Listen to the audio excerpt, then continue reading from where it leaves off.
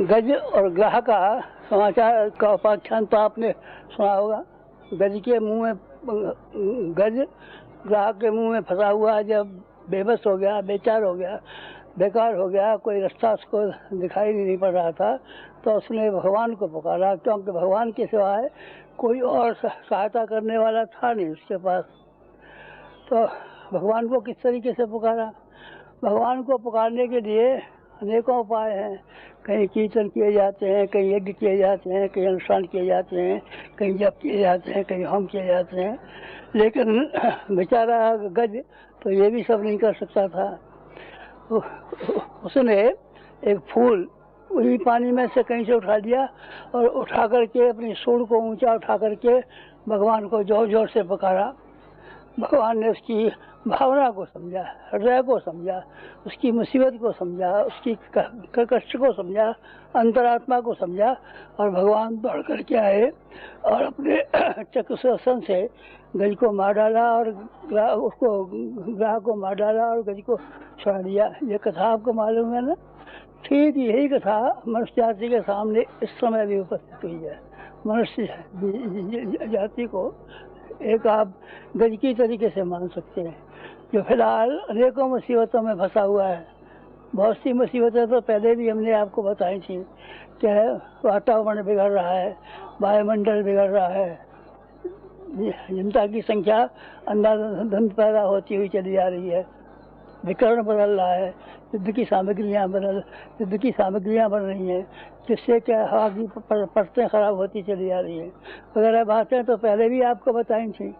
लेकिन इस साल, जिस साल की आप यहाँ सामने बैठे हुए हैं, इस साल की कुछ विशेष मुसीबतें हैं और उन विशेष मुसीबतों की ओर आपका ध्यान जाना चाहिए, आपको उसको अनुभव करना चाहिए। अभी फिलहाल कितनी महंगाई है आपको मालूम है? टमाटर बाजार में 20 रुपये किलो और 18 रुपये का भाव मिल रहा है, आपको मालूम है ना?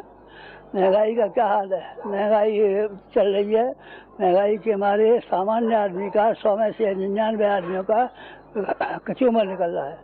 ये विचार कर रहा है कि अपने बाल बच्चों का ब्याह शादी तो दूर, ये अपने बाल बच्चों का पेट भरना किस तरीके से होगा, तन ढकना कैसे होगा।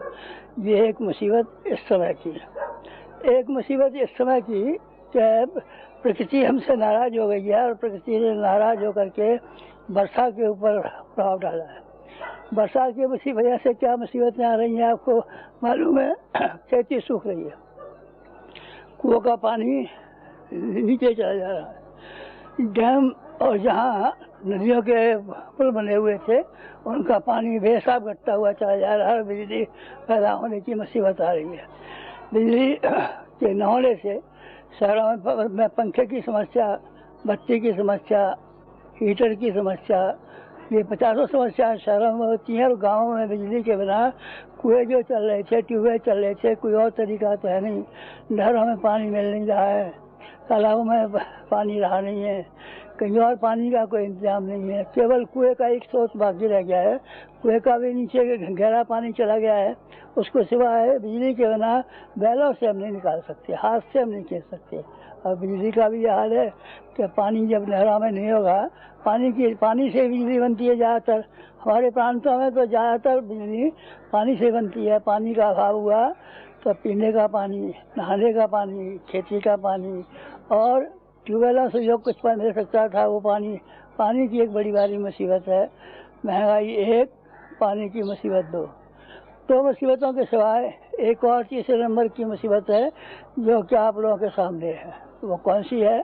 वो ये है कि पुराने ज़माने में तो जब अकाल पड़ते थे और खाने पीने की चीज़ों का अभाव होता था तो भीख मांगने लगते थे, कुछ और काम करने लगते थे। पर आज तो आप जानते हैं ना, चोरी उठाईगिरी और डकैतियों के अलावा नया खून में कोई तरीका ही नहीं मालूम है उसको एक ही सबसे सस्ता तरीका मालूम है कि चोरी उठाईगिरी की जाए, लूटपाट की जाए।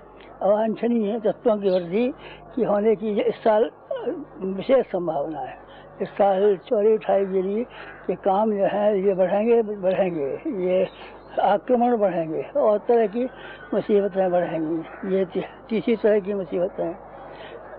सांप्रदायिकता ठंडी हुई है इस मुसीबत को देख करके ना, सांप्रदायिकता बिल्कुल ठंडी नहीं हुई है।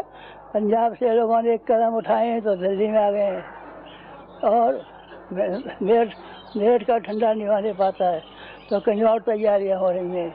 ये सांप्रदायिक उपद्रव राम जन्मभूमि से लेकर के और बाबरी मस्जिद तक हर जगह इसके लिए धुआं सुलग रहा है, आग सुलग रही है।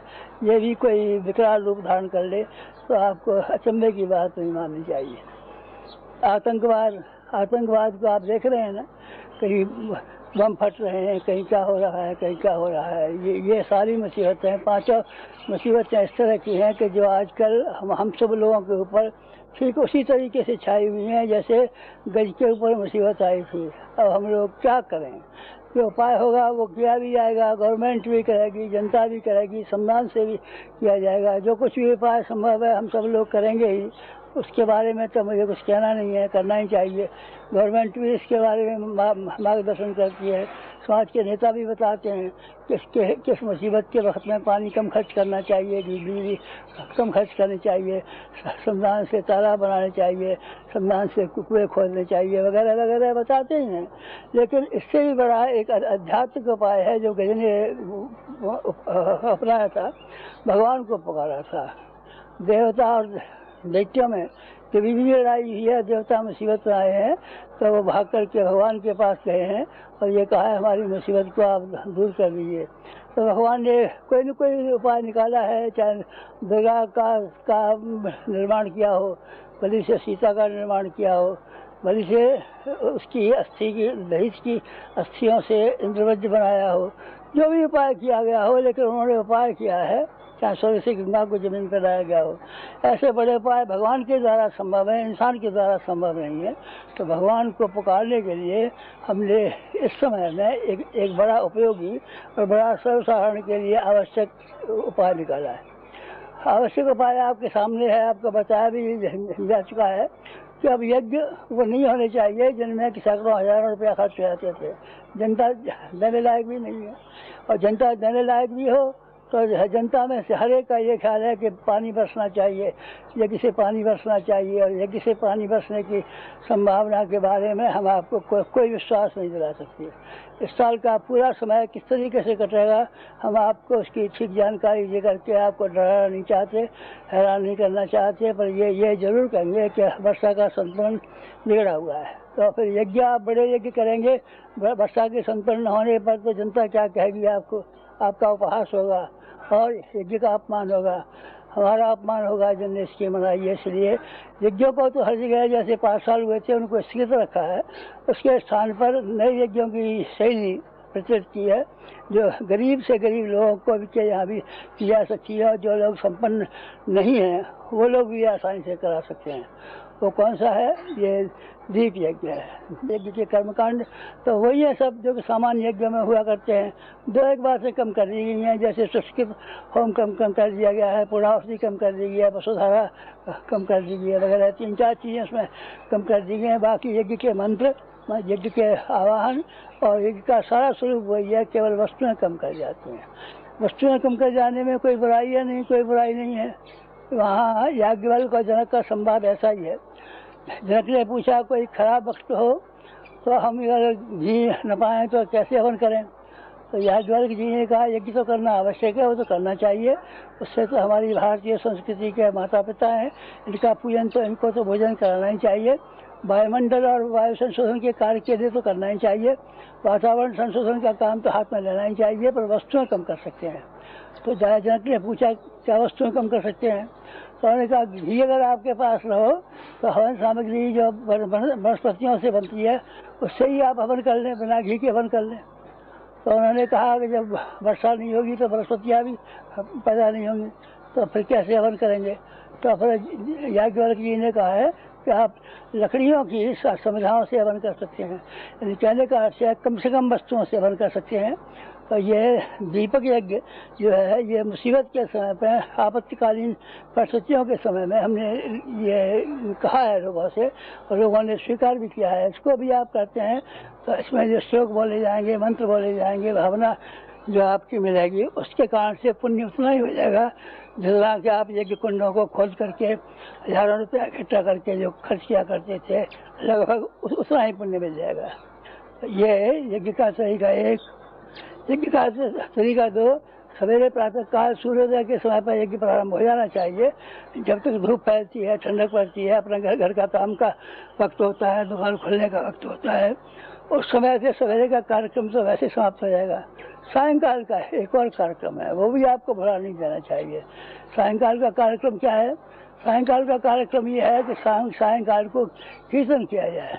कीर्तन, पुराने कीर्तन और हमारे कीर्तन में तो फर्क है।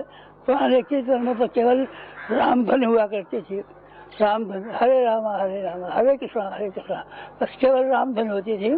हमारे कीर्तनों में विचार और टिप्पणियाँ भी जुड़ी हुई हैं।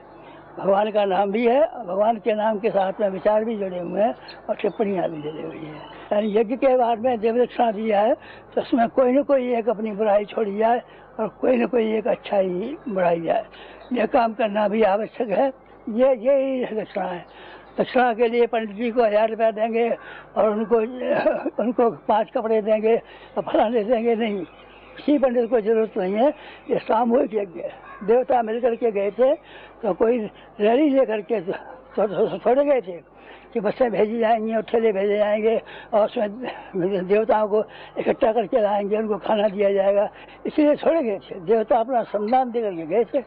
तो इसमें यज्ञ में जो आदमी आएंगे, जो भी सामूहिक होंगे, जो भी हवन के मंत्र बोलेंगे, जो भी आहुतियाँ देंगे, वो सारे के सारे सहयोगी होंगे, सहकर्मी होंगे। इनमें से कोई पंडित नहीं होगा जो दक्षिणा के लिए आता है और ये पैसे की नौकरी के लिए आता है। पैसे की नौकरी की जरूरत नहीं है आपको, लेकिन देवताओं को दक्षिणा देनी पड़ेगी।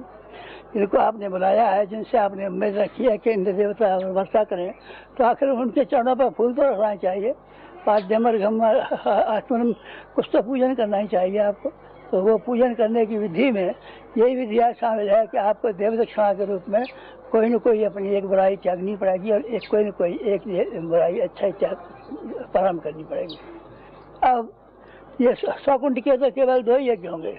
एक तो कार्तिकी शरद पूर्णिमा को प्रारंभ करेंगे और चैत्र की पूर्णिमा को समाप्त करेंगे। ये पूरे 6 महीने हो जाते हैं। 6 महीने के बीच में आपको एक कार्यक्रम करना चाहिए कि अपने गांव में, अपने नगर में, अपने मोहल्ले में प्रत्येक घर के साथ संपर्क बनाना चाहिए आपको।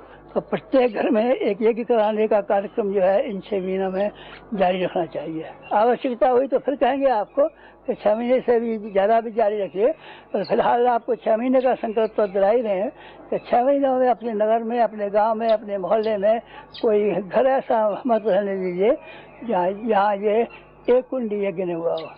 एक कुंड यज्ञ का मतलब तो आप समझ ही गए हैं ना। थाली में 5 धूपबत्तियाँ और 5 दीपक रखे जा सकते हैं। 5 दीपक की स्थापना तो करनी ही पड़ेगी, क्योंकि पंचदेवों का आह्वान है, इसमें 5 प्राणों का आह्वान है, इसमें 5 तत्वों का आह्वान है, इसीलिए स्थापना तो 5 दीपकों की करनी पड़ेगी। धूपबत्तियों के संबंध में भी यही बात है। अगर आपको किफ़ायत की बात मालूम पड़े, ये मालूम पड़ा है कि अब गरीबी बहुत ज़्यादा है, लोगों का पैसा खर्च नहीं होता है, तो 5 धूपबत्तियों में से एक धूपबत्ती जला दीजिए, 4 बिना जली रहने दीजिए। फिर एक धूपबत्ती जल के ख़त्म हो जाए, फिर दूसरी जला दीजिए, फिर वो ख़त्म हो जाए, तीसरी जला दीजिए। इस तरीके से 5 बार में 5 धूपबत्तियों के जो आपने बंडल बनाए हैं और 5 दीपों का जो बनाए हैं, उसको एक एक करके हिस्से में करेंगे तो 5वें हिस्से से ही आपका काम चल जाएगा, उसमें भी किफ़ायत हो जाएगी। जब मैं किफ़ायत की बात ये कह रहा हूँ कि अगले दिन आप पैसे की तंगी पड़ेगी। लोगों को ज़्यादा खर्च करना मुसीबत का आएगा। जो आदमी ज़्यादा खर्च करता है वो ज़्यादा फायदे की उम्मीद भी करता है, लेकिन जिसका थोड़ा खर्च हुआ है उसको बेचारे को थोड़ा समाधान हो जाए तो भी काम चल जाता है। इसलिए लोगों का खर्च यज्ञों के नाम पर हमको कम से कम कराना चाहिए। जो विधियाँ आपको बताई गई हैं उसी के हिसाब से हर घर में जा कर के कराना चाहिए। घरों में जो आप यज्ञ कराएँ उसमें कुछ बातें शामिल करें। ये वास्तव में परिवार गोष्ठियाँ हैं। परिवार गोष्ठियों के रूप में हम पारिवारिक यज्ञ कर रहे हैं। इसमें परिवार निर्माण का उद्देश्य छुपा हुआ है, जो कि समाज निर्माण से भी संबंधित है और व्यक्ति निर्माण से भी संबंधित है। व्यक्ति निर्माण और समाज निर्माण के बीच की इकाई ये परिवार निर्माण है। परिवार निर्माण परिवार यज्ञों के माध्यम से सवेरे परिवार यज्ञ किया जाए, शाम को कीर्तन की व्यवस्था की जाए, भली से महिलाएं मिलजुल के कर दें, कोई बात नहीं है, और करना जरूर चाहिए, लेकिन साथ साथ में वो जो है देव दक्षिणा वाला प्रकरण वो नहीं भूलना चाहिए। देव दक्षिणा हर घर के यज्ञ में भी होनी चाहिए। क्या क्या होनी चाहिए? कुछ खास बातें हैं जो कि जरूर करनी चाहिए। प्रातः काल सूर्योदय के समय पर भगवान का स्मरण करना इस समय बहुत आवश्यक है। सूर्योदय का खास बात है इसमें, चाहे सवेरे कर लेंगे, दोपहर कर लेंगे, शाम कर लेंगे, नहीं भाई साहब, बिल्कुल सवेरे ही सूर्य निकलते समय पर ही, चाहे आप नहाए हों चाहे नहीं नहाए हों, सूर्योदय का समय, क्योंकि एक ही समय पर एक ही तरीके से एक ही समय में काम किए जाने की शक्ति सगुनी हो जाती है। इसलिए प्रातः काल का जब आवश्यक बताया गया है, उसको आप घरों में, घर घर में जा करके हर आदमी से मिल करके इसके बारे में कहिए कि प्रातः काल का जब हर आदमी करना शुरू करे, चाहे 10 मिनट का ही क्यों न हो। इसके सिवाय एक और बात है कि हमारे देश को गिराने वाली कुछ चीज़ें हैं, उनसे अपने आप को उबारने की कोशिश करनी चाहिए। शिक्षा की कमी इस तरह की है कि आदमी जानवर के बराबर हो जाता है, न उसके ज्ञान के कपाट खुलते हैं, न उसको नई जानकारियाँ मिलती हैं, न समाज में क्या हो रहा है ये पता चलता है, न दूसरे लोग किस तरीके से आगे बढ़ रहे हैं ये जानकारियाँ मिलती हैं। वो एक तरीके से कुएं का मेंढक बन के रहता है। इसलिए आपको शिक्षा के बारे में प्रौढ़ शिक्षा आंदोलन को इन यज्ञों के साथ में जोड़ करके प्रारंभ कर देना चाहिए।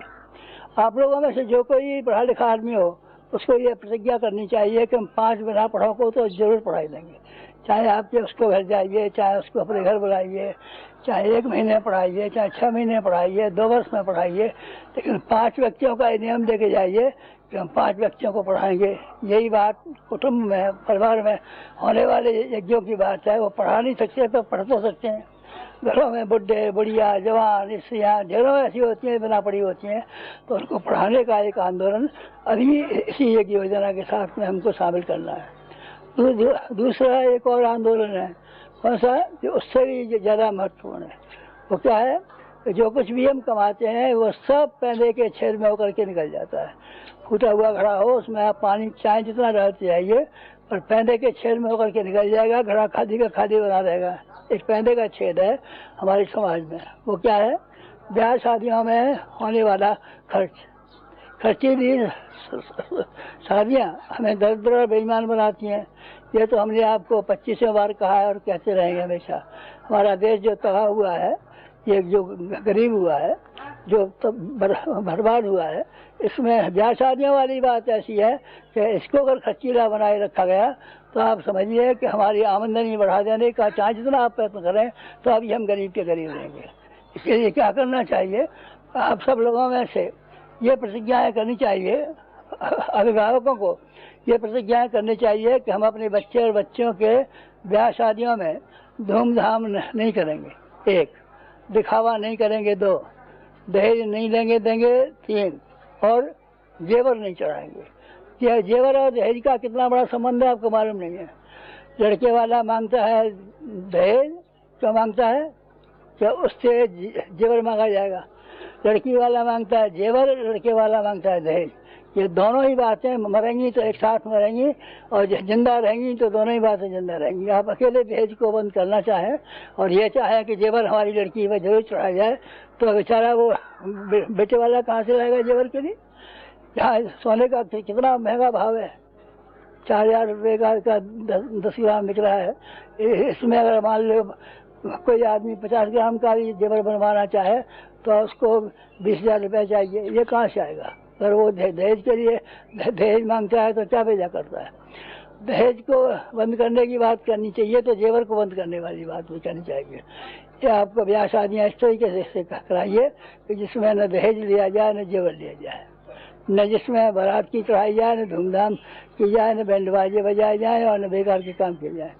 घरेलू उत्सव होते हैं हमारे घर में, होली दिवाली होती हैं, तीज त्योहार होते हैं, और उसी तरीके से 5 आदमी उस पक्ष के आ जाए, 5 पक्ष और यहाँ घर के हों, अपना छोटा सा घर में हवन कर लिया जाए और अपने शांति के साथ में ब्याह कर दिया जाए, दूसरे दिन विदा कर दिया जाए। तो इस तरह के ब्याह बहुत कम दाम हो सकते हैं। किसी को दहेज ही देना हो तो अपनी बेटी के लिए फिक्स डिपॉजिट में कोई रकम जमा कर सकता है जो 5 साल में दूनी हो जाएगी। इस तरह के ब्याह चलाना भी हमारा इस वर्ष का कार्यक्रम है।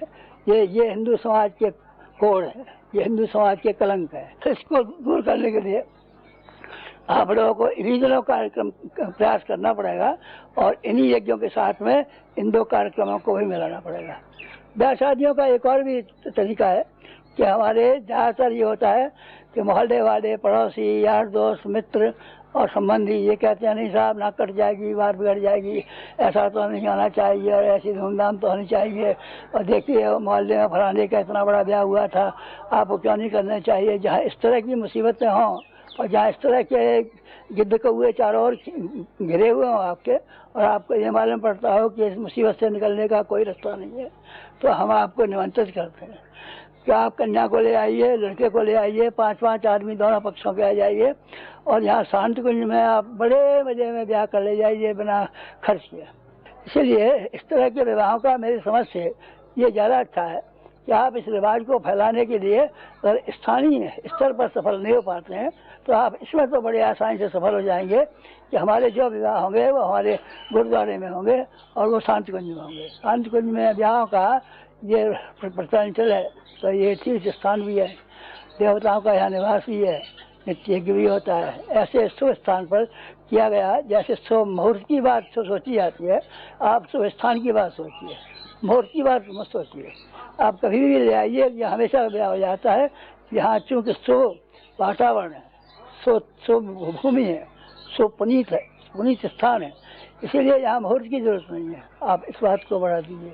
2 और बातें इसके बाद रह आती हैं। एक नशेबाजी की बात, क्या आप नशेबाजी को छुड़ाइए, नहीं तो अगली पीढ़ियाँ घटते घटते गिरते गिरते गिरते गिरते किसी काम के नहीं रहेंगी। नशेबाजी से आदमी को, आपको ये तो मालूम ही है कि शरीर भी मारा जाता है, बुद्धि भी मारी जाती है, पैसा भी बर्बाद हो जाता है, कुटुंब भी तबाह हो जाता है और बच्चों का भविष्य भी खराब हो जाता है, और आदमी ऐसा बन जाता है जिसका न कोई विश्वास किया जाता है, न कोई पास बैठ ले देता है। ये पीढ़ियों की गिरावट अगर बनी रही तो 50-40 वर्ष में एक पीढ़ी के बाद दूसरी पीढ़ी कमज़ोर होगी, दूसरी के बाद तीसरी कमज़ोर होगी, और हम वास्तव में फिर इसी लायक हो जाएंगे कि हमको अपने शरीर को ढकेलना मुश्किल हो जाएगा। इसीलिए करना आपको ये चाहिए कि नशेबाजी के विरुद्ध भी जो कुछ भी आपके लिए संभव हो उसको जरूर करना चाहिए।